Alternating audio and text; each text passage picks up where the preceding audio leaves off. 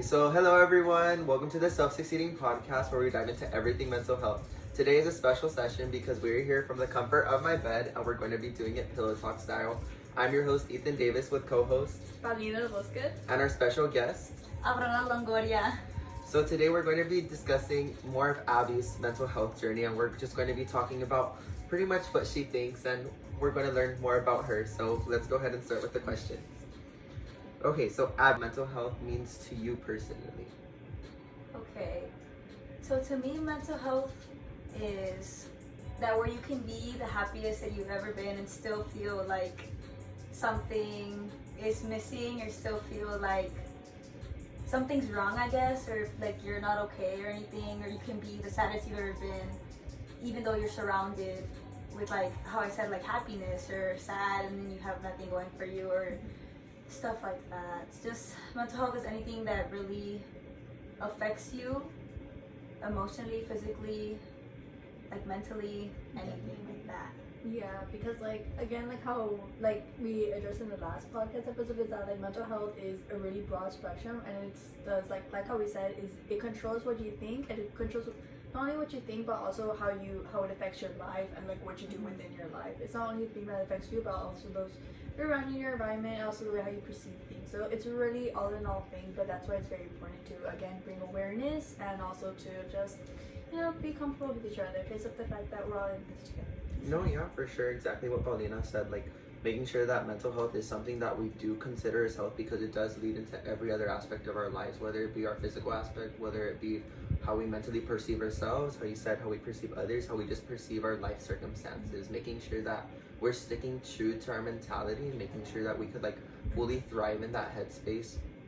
That's like the road to succeed, I think. And like making sure that you plant that seed at a very young age, and know that to like get far in life, you need to get far in your own self, and like making sure that you're ahead of where you are mentally is like so powerful. And I think a lot of people come in from that.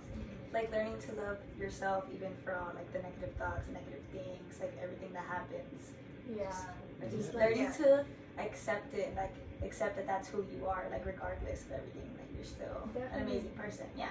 Definitely. It's like a security feeling thing, and strength. So develop that frontal lobe. What is mental health to you then, and then like how does it affect your life? I guess when it's basically mental health for me, just when anything happens, right? So the challenges that I deal with is that I can go from being like the happiest person that you like ever see, like from smiling, to like as soon as I walk away, I'm just done. Like I'm just done with anything. Like I just want to lay down in bed. Like bed rotting is a thing. Bed rotting is a thing. Like I just lay down in bed. I don't want to see anybody. I don't really want to talk to anybody, and it's not really anybody's fault. Like I just at some points, like I just need to be alone and just like, you know what I mean? Yeah. Like just spend some time, like, because I feel like, especially like a really big part of me is that I get overstimulated like really fast. So as soon as someone like comes up to me and just starts like asking questions, and I have somebody else here, like I'm like that. Like I just need to step away from that, like to make sure that I don't like explode or something like that. Exactly. And I guess just other challenges, like sometimes it's like just really hard, like to wake up in the morning, like in general, like it's like I just need to get up, and as soon as I get those first like 30 minutes of just like being dead and being like I don't want to be here right now, I'm able to like restore myself and go back to my life, because I once let myself get to a point where I let something affect me so bad that it affected like my grades, like my family relationships, everything with me. But that's how I learned like to become a better person, and that I can live with like myself and my hardships while still being able to strive like for my success and like for my things in school, like my after school activities. Like I'm still able to get up every single day and like keep on going without letting myself fall back like to the type of person that I was. Exactly, because you found out, like again, like how you're addressing how it's like important for you to find the more like who yourself are inside, but like who you are, or like you develop a sense of like security in your identity, definitely.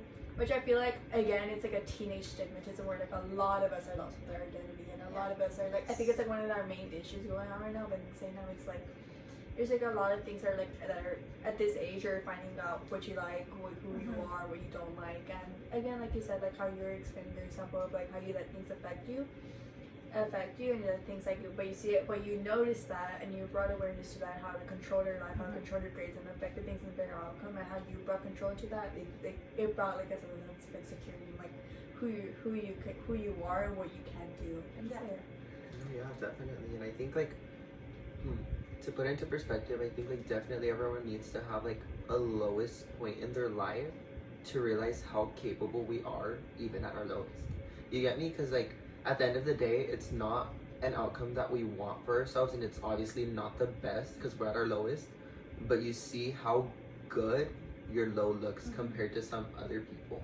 And I feel like just as long as you're making sure that you're never comparing yourself to someone else, but making sure you're just constantly evolving from the person you used to be to the person you are now, and making sure that you're like, okay, maybe I wasn't as well as I am right now earlier, but I'm just one step closer to being who I want to be. And even if you're not one step closer, you can identify what you need to do to put that one step in, and make sure that you're never taking a step back and looking at it as like a failure, because failure is what ultimately leads us to progress, and failure is what teaches us life's lessons. So making sure that we take failure as constructive criticism to our mental health journey and to our ways of life is like key out there too.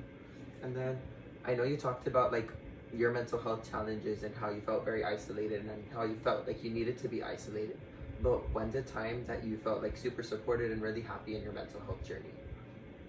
I guess it would be for sure my sophomore year, whenever I went through a breakup. Like, okay, whatever. Yeah. Like, okay, but I went it's through a real breakup. though. Yeah, Yeah, it like, happens. It's whatever. And then my mom was for sure like, she did so many things for me that I don't think I would have been able to do myself. Like, at the moment, I was like, dang, like, my mom sucks. Like, there's no way you're doing this to me right now. Because I would go to school. Like, I went to school this one day, and I came back, and everything was just gone. Like, everything of my room. Like, I didn't even get to, like, take that step myself. What? Yeah, like, everything was just gone. And I was like, oh, I drove it. Because I remember she threw away my stuffed animal, and I was like, No. but anyways, if it wouldn't have been for my mom, like, pushing me to that step forward, even though it, like, made me like super mad, I would not have been able to be the person who I am today. Because like my mom in general, like she's my hero. Like she is so nice. There's been so many people that have told me like, girl, I don't know like why you're so mean to your mom. Like she's the best. Like I would have done anything after mom. I'm like, okay, I guess. But it's honestly like a fact. Like my mom, like I strive to be the person she is. Like my mom raised me like amazingly. Like if it wasn't for her, I'd still be on that bed like crying. Like, yeah, like it would have been so bad. But like I want to be a mother how she is sometimes, and of course like I'm very family orientated. So I feel like even if I don't have a lot of friends, if I don't have like anything really, like my family has always been there for me. Like to the point like we just get like the little things are so important, you know, like eating together, watching movies together, like just having my family there to support me. Like my brother is my best friend. My sister's so annoying, but she's so awesome. Like, and my little sister too. Like from back to that time of year, like I wouldn't like during my sophomore year when that thing happened, like I didn't talk to my family at all. Like my brother, no, my sisters like didn't even tell me like they loved me. Like it was like a whole thing, yeah. And now like we're able to tell each other like I love you, like thank you so much for everything. And I have grown as a person, and I feel like my family was just there like picking me up every single time. And for sure that, and then I just met new people. Like I got out of my comfort zone, started letting people see me vulnerable, which some of that I do regret a little bit. But like if I didn't show myself vulnerable to the right people, I wouldn't have been able to grasp everything entirely, you know? Yeah, and I feel like being able to be vulnerable in front of like a new crowd is like one of the hardest things, but it's also like one of the most amazing things to do ever, because it's like you get to witness a new aspect of yourself, and like whenever you're vulnerable, I feel like life just has a like totally completely different meaning, and like everything just hits harder, everything feels like sadder, everything feels happier, everything's just like a bliss of whatever emotions you're feeling, and it's just like crazy because vulnerability just opens you to everything, like literally everything.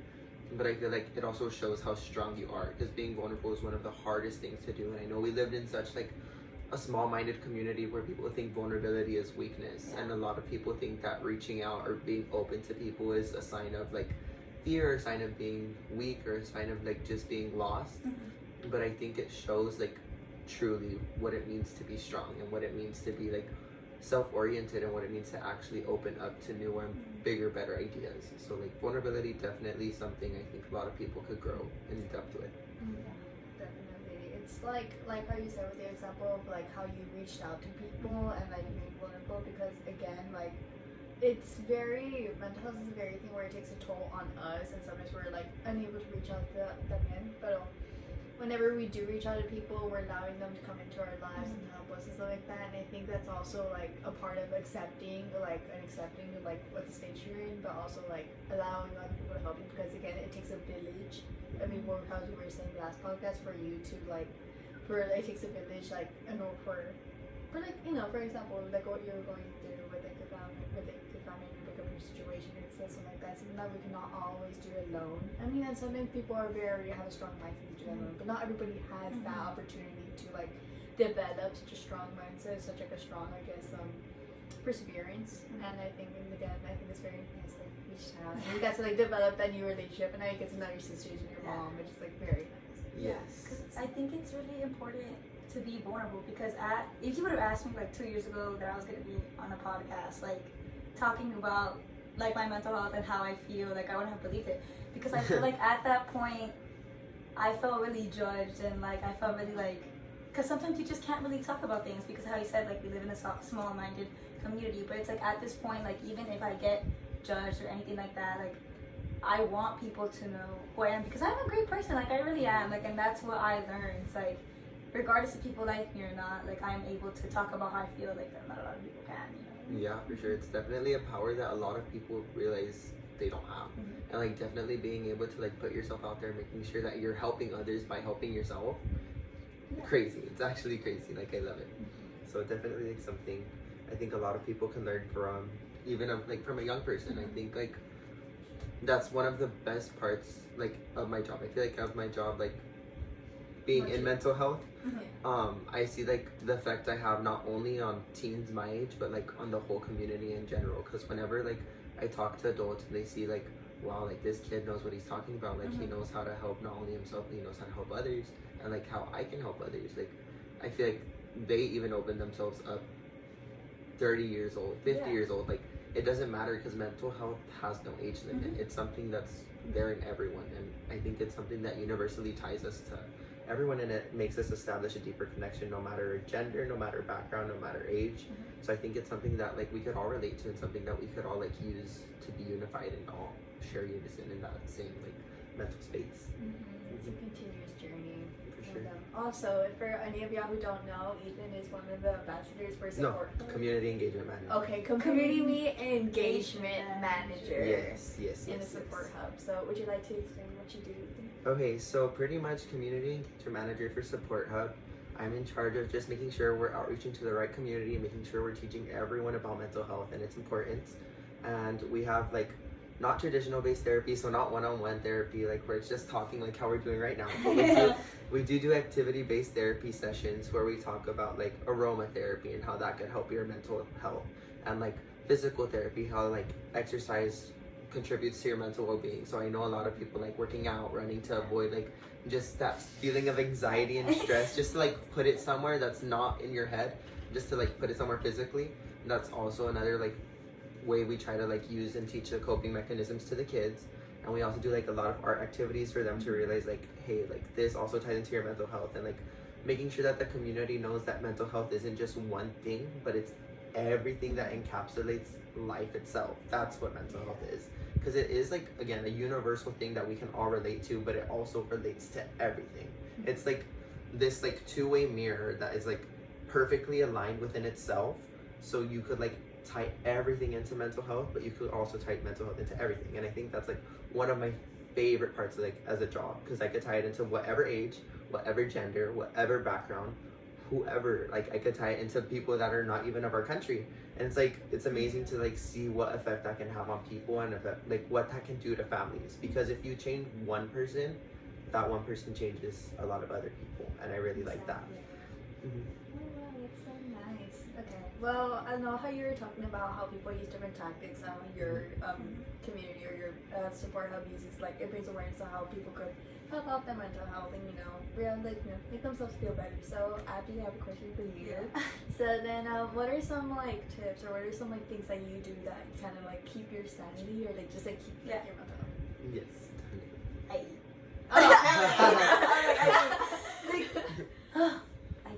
I just eating so nice, but not even that. Like, I just watch TV. Like, I just I'm telling you, like, one of my, like, I just need to be alone sometimes, but I don't even think like it's in a bad thing. Like, I'm gonna be alone. Like, no, like it's like I need to like just be in my room, like watching TV, like watching TikTok. Like, actually, TikTok. Low key, like don't watch TikTok when you're sad because it's bad. Oh, yeah, like they it's know, so bad. They like, know everything. No, because then so if you like the wrong stuff or like the algorithm, it keeps like, on going. It keeps on going. It's just like a big rabbit hole. So I honestly, I'm telling you. Oh, and then music too. Oh, it's bad. So it's bad. yes, like I would literally like. Obviously I listen to music, yes. But a lot of times like, I do not listen to music whenever I'm sad. No, like I feel like everyone's gonna be like, oh, what is this like girl doing? Like, no, that's weird. But like the amount of like the way music, like TikTok, all this stuff like affects me. Like I can be like so happy, like listening to happy song, and then I'd be like, and then I just start like crying. I'm like, oh goodness. So I literally like just I just watch TV. Like I watch like I specifically like go rewatch old shows that I know that are happy, so I can feel like happy too. Like that's what I usually do. Like I rewatch old shows.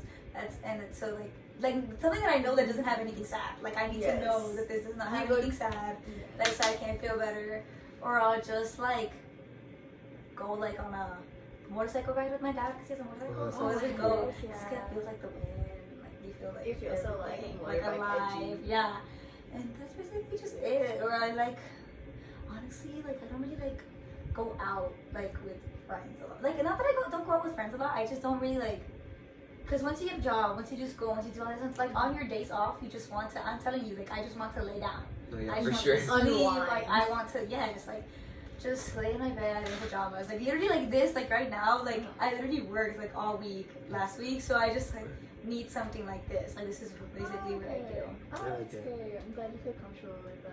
Yes. But yeah, it's like very important to like make sure like your limits and your responsibilities and like what you need and stuff like that. And like how you like use examples of like it's like sure like people may like classify as like bad or wrong or whatever. But honestly like but they're no, because it's like a real thing where it's like you need to do like opposite things where it's like it's unrelated to what you do on your day-to-day life and it's things that you enjoy doing. And you said that how you relate your memories into like things that you watch or movies that you watch into that bring up happy memories and bring up like a certain emotion, which is another thing in psychology where it's like you like assert things to like memories or emotions, which is like very important to like have those boundaries. So like whenever you're not feeling so good, you know you could rely on something to like something else to make you feel better. So I think that's really cool.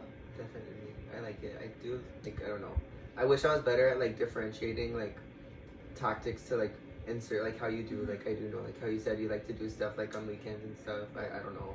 I think I need to start implementing that into my daily life because I do get like cross boundaries between like work, home, and school. I don't think I like properly set up boundaries for everything, so everything just like kind of like mixes and like collides into one other like thing and just becomes one like big ball of mess. So I definitely think I need to like differentiate like those environments and like prioritize different things at different times. But yeah, that was very helpful what you said and how like you do it.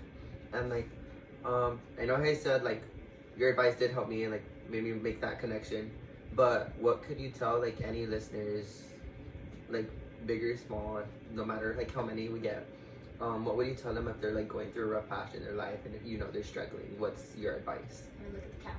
Okay, guys. Time makes things better. Like even if you feel like right now is the worst, I'm telling you, after anything happens, the first week is bad, the second week is worse, the second week is worse. Like I'm telling you right now, the month, anything. Like, it took me like a long time to finally become like the type of person that I am today.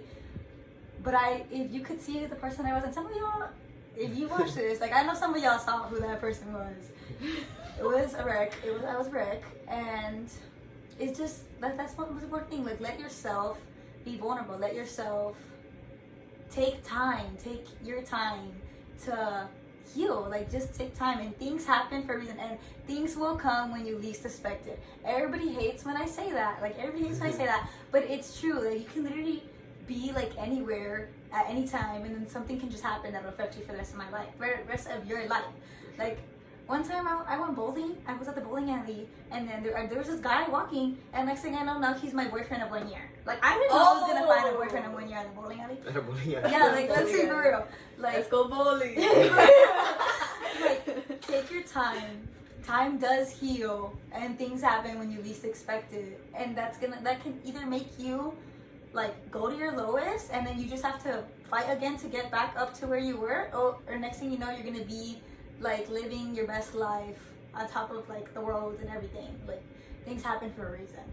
Yeah, for sure. Definitely, I like that. I think like that's so true. Like, and anything can happen at any time. Yeah. Like, we're not in control of that at all. Like, whatever is meant to happen will happen, and that's it. All we can do is just like stick along for the ride and see what happens, and make sure that we're like looking forward to the ride. Because I feel like if we get stuck in that headspace of like, no, my life's so bad right now, but no, I'm not happy, I'm never going to be happy. Like, whatever you feed your mind is obviously whatever your mind's going to get fed. Yeah. So like, I think making sure that you're just inputting that positivity into that mindset is like everything. Like, that's what's going to lead you to become happier. That's what's going to lead you to establish those new connections, and that's what's going to make you like ultimately enjoy new things. Because like, even if you're like given that moment and you're still like telling yourself like, no, it's not enough, no, I'm not happy, then you're not going to be happy with what you're given. But if you get whatever you feed yourself and you're like, okay, no, I'm happy, I feel like I'm growing, I feel like I'm becoming a better person, I'm confident in myself, I feel confident in what I'm doing with my life. If you get that same moment in your life, you're going to take it a totally different way, and you're going to take it so positively because you're positive, you get me?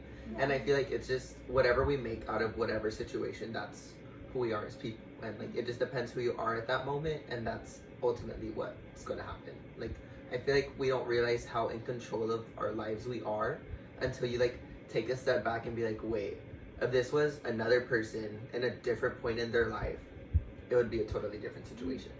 So yeah.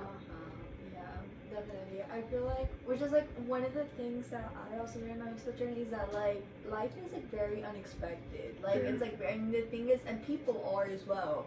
Like, a lot of outside things in your life are like unexpected, and it's very things like where you feel like unmanageable, uncontrollable, because it is.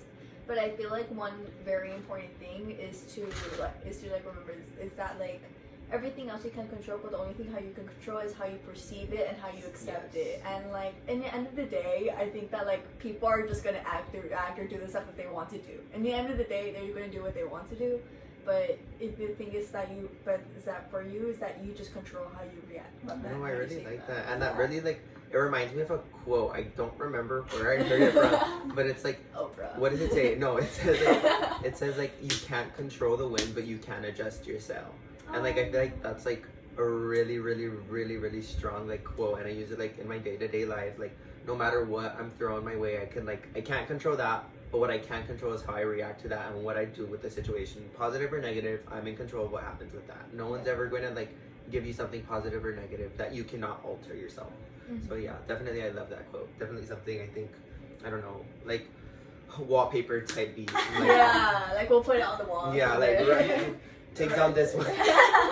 Not staying. Not staying. She stays. She's staying here. She's staying everywhere. Yeah. So, okay. So, one of our other questions for Abby is that, so our mental health has astigmatism, especially within our border town community, or we're talking about a small community, has a certain perception, or it's like, ay, no pasa nada. Like, it means like like the macho mind. So, anyways, y'all get the point. And so, Vera has that just perspective. So, my question for you is, what do you think, like, you could, like, tell about yourself, or what do you think, like, you would do to, like, stop astigmatism? Or, like, what do you think, like, something what can the community do to stop stigmatism? Oh, Because I feel like we are a very like tight-knitted community, and like it's crazy because like it's just generational like trauma. I think that like really encapsulates us to think like so smallly of like mental health and like disregard it as health in general. So like yeah, exactly, like what can we do as like just a community to help like destigmatize mental health? I feel like the first step would be to let all these 15, 6, like tell all these 50 and 60-year-olds, 40-year-olds that mental health is a thing. Because I feel like even my father, like he is so old-fashioned. Like I love my dad. Like he, like after everything I went through, he was able to notice that it's a real thing. But even my mom, like even she saw me, but like literally, for example, the other day my sister had a panic attack, and my mom was like, "What even is that? Like you're just being dramatic and all that." And I was like, "Mom, it's so real." I was like, "Mom, remember?" I literally told her, I was like, "Remember that one time you were on the floor because the dog died and you couldn't breathe? That's a panic attack, girl. Like that's a panic attack. Like come on." Like I feel like mental health is so ignored just by people's parents alone, grandparents, like because people just always make the excuse like, oh, like they lived in a different timeline, like they're just old fashioned, like that's how they grew up, like you just have to let them be ignored. Like no,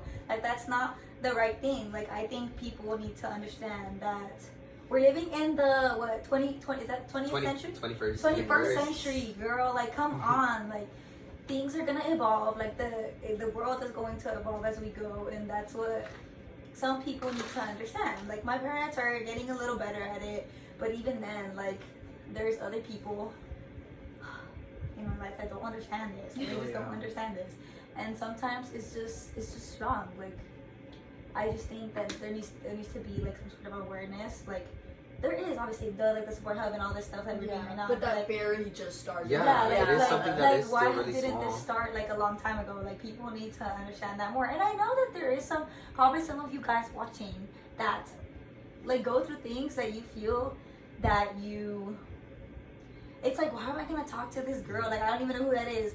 But it's like if you talk to somebody, even if it's some random person, like lower drop, it's going to help. Like it's going to help. Oh my gosh, yes. Like that's literally what I would do, and sometimes it did help. Sometimes it didn't. But sometimes it did. But I feel like either way, if it helps you or not, you learn from that, and you're like, okay, maybe I think I'm starting to like realize what type of group I fit into like more, and like you just everything's just like constant learning for yourself. So yeah, definitely like positive or negative, it's just a lesson for you and like something that you could take moving forward. Yeah, like what I live by for sure is that some of us Gen Zs are gonna be the best parents ever. Like casually, like I'm going to understand my kids, like for sure. Not yet. But whenever I have kids, like my mom raised me really good. Like I want to live by my mother, like as I had said. But I'm obviously going to take that mental health stuff more into consideration because it's something that I went through. Like I'm so protective of my sister. Like I'm like, please don't talk to boys. Like don't talk to boys. Oh my god, no, and they hate it. Like I know they do.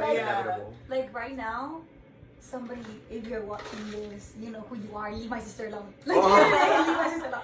But that was a threat. No, I'm just kidding. It's a warning. It's a warning.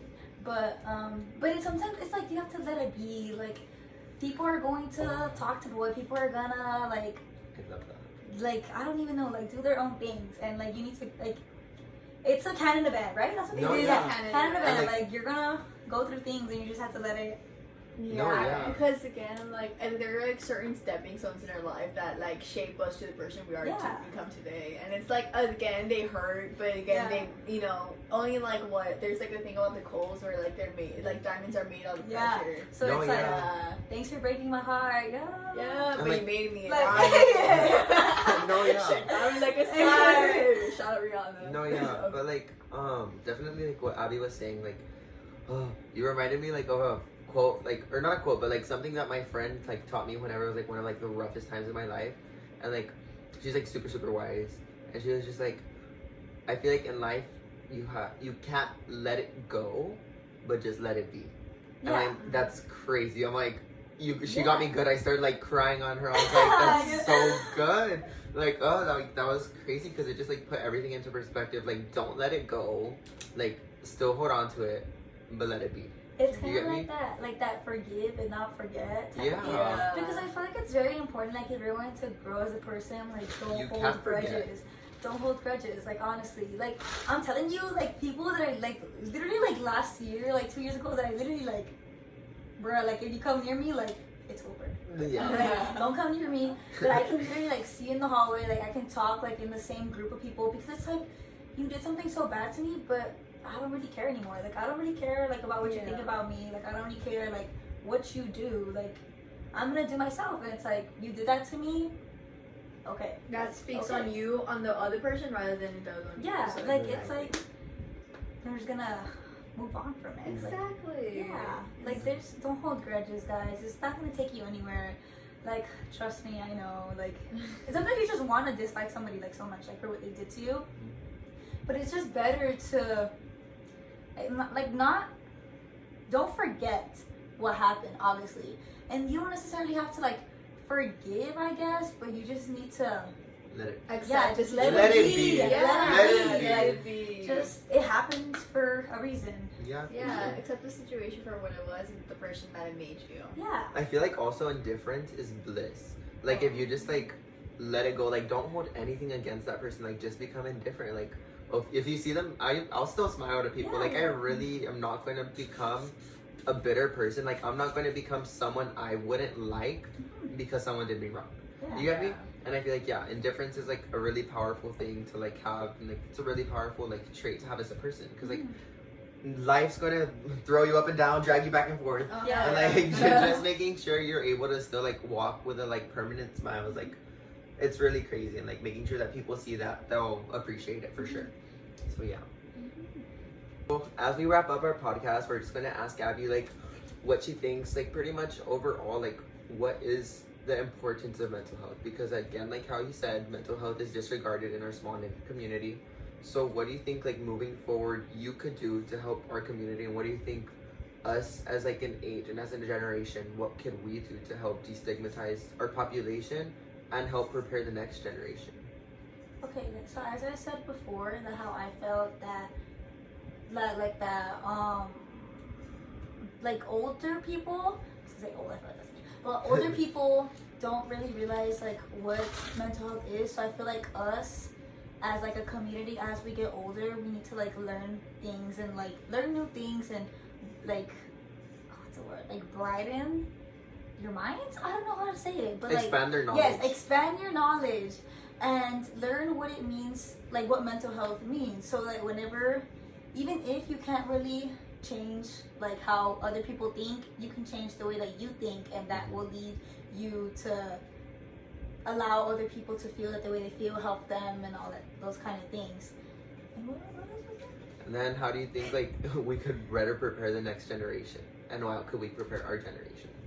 Yeah, just like that, like by learning, like expanding your knowledge and learning what it means, and making sure that whenever you have your own like kids, nephews, nieces, anything, like make them know, like even if their parents, their grandparents, their brothers, sisters, like don't acknowledge how they feel, like that they have at least somebody, like I feel like all you really need is one person, and if you're able to be that person for somebody, that shows a lot about who you are and about what you can do for the community as well. And I feel like it's really important, like how we were saying earlier, to be vulnerable or allow yourself to be vulnerable to so other people. Because if somebody's vulnerable, like me, like right now, like Paulina too, and then Ethan will as well, and then like then everybody will be like, oh my god, like let me be vulnerable too, and we can all be together. Like I think it definitely starts a trend, and I think it definitely does start like a movement, because whenever someone sees something that they also like realize that they enjoy and that they like can confide in, then they like relate to, it like definitely opens the door for them to be like, hey, maybe I should do this too. Yeah. Hey, maybe I could go talk to someone. Hey, maybe I should start doing something in mental health too. And like I think I've definitely seen that in my job, because like we recently hired new staff, and like I've definitely been I've had like just strangers that I didn't know like as staff, and like they start coming up to me and they start talking to me like about their mental health perseverances and like their own experiences, and it's really like nice to see that they're opening up to mental health, because I feel like I kind of opened the door for them, you get me?